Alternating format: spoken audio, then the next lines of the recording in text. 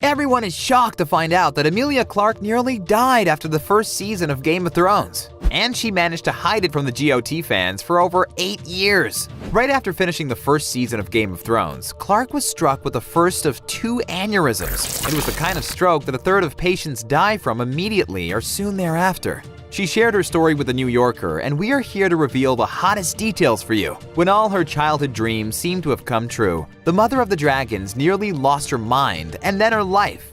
The actress has never told this story publicly, but it has finally come out.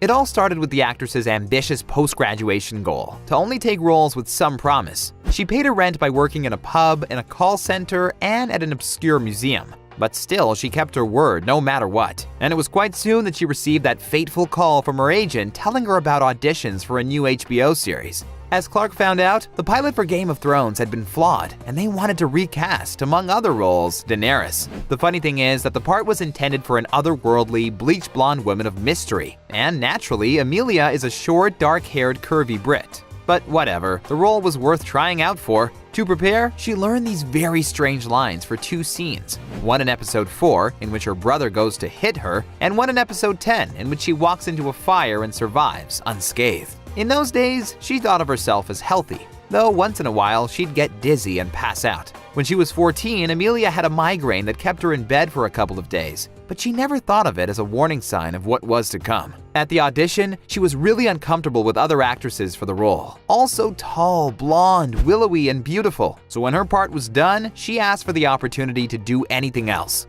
As a joke, the author of Game of Thrones show, David Benioff, said, "You can do a dance." Never wanting to disappoint, Emilia did the funky chicken and the robot. In retrospect, she thinks that her dance could have ruined it all. "I'm not the best dancer," she adds. But the moment she left the auditorium, they ran after her and said, "Congratulations, princess!" She had the part. I could hardly catch my breath.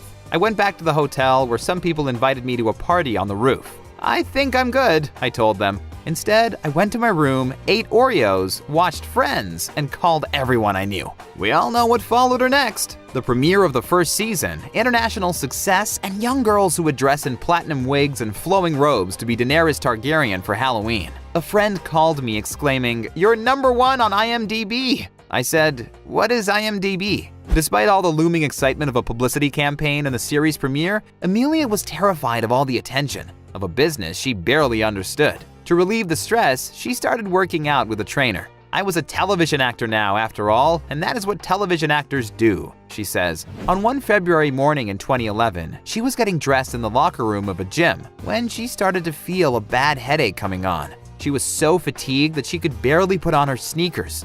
Then, her trainer asked her to get into the plank position, and she immediately felt as though an elastic band were squeezing her brain.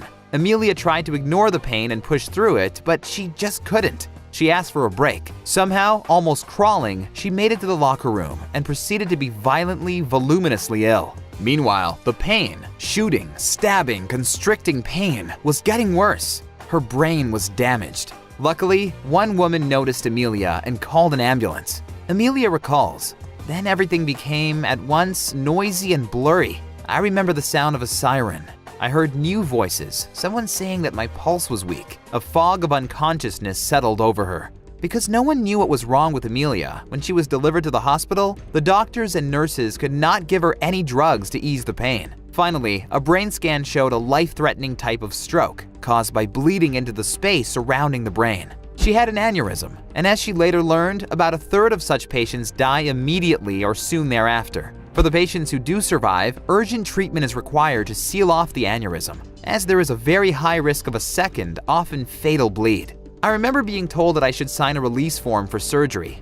Brain surgery? I was in the middle of my very busy life. I had no time for brain surgery, Emilia recalls. She was only 24 years old when she went through her first brain surgery. The operation lasted 3 hours. When she woke, the pain was unbearable, and she had no idea where she was. She could not even say her full name properly. She went into a blind panic. In my worst moments, I asked the medical staff to let me die. My job, my entire dream of what my life would be, centered on language, on communication. Without that, I was lost. Only after about a week was Clarke able to speak again. 1 month after being admitted, the actress left the hospital, longing for a bath and fresh air. But in a matter of weeks, she was scheduled to be back on the set of Game of Thrones. Doctors told Emilia that she had a smaller aneurysm on the other side of her brain, and it would pop at any time. It was small though, and it was possible it would remain dormant and harmless indefinitely. There was still the pain to deal with and morphine to keep it at bay. Emilia told her bosses at Thrones about her condition, but she didn't want it to be the subject of public discussion and dissection. The show must go on. On the set of the season 2, she didn't miss a beat, but she struggled a lot. "If I am truly being honest, every minute of every day I thought I was going to die," she recalls. After finishing season 3, during regular checks, Clarke went in for a brain scan. Due to stress, the growth on the other side of her brain had doubled in size, and the doctor said they should do another surgery. She was promised a relatively simple operation, easier than last time. But unfortunately, the procedure everyone hoped for had failed.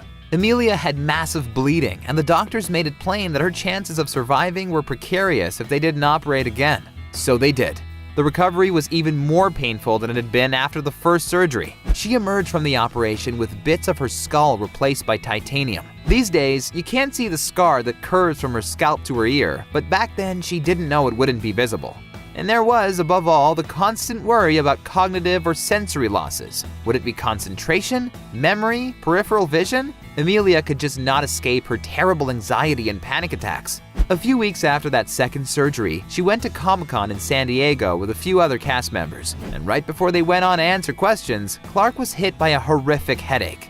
It scared her as hell. "I thought, this is it. My time is up.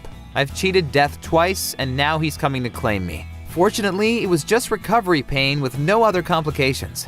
Nowadays, the actress feels endless gratitude to her family, doctors, and friends. She finally decided to share her story in full to help other people who suffer with similar issues. Clarke launched a charity that will help other people with brain injury recovery, and she wrote a special post about it on her Instagram account. She is happy and beyond lucky about coming to the end of Thrones. "I'm so happy to be here to see the end of this story and the beginning of whatever comes next," she says. Are you shocked by this news as much as we are? Share your emotions in the comments and subscribe to ASA for more breaking news about your favorite stars.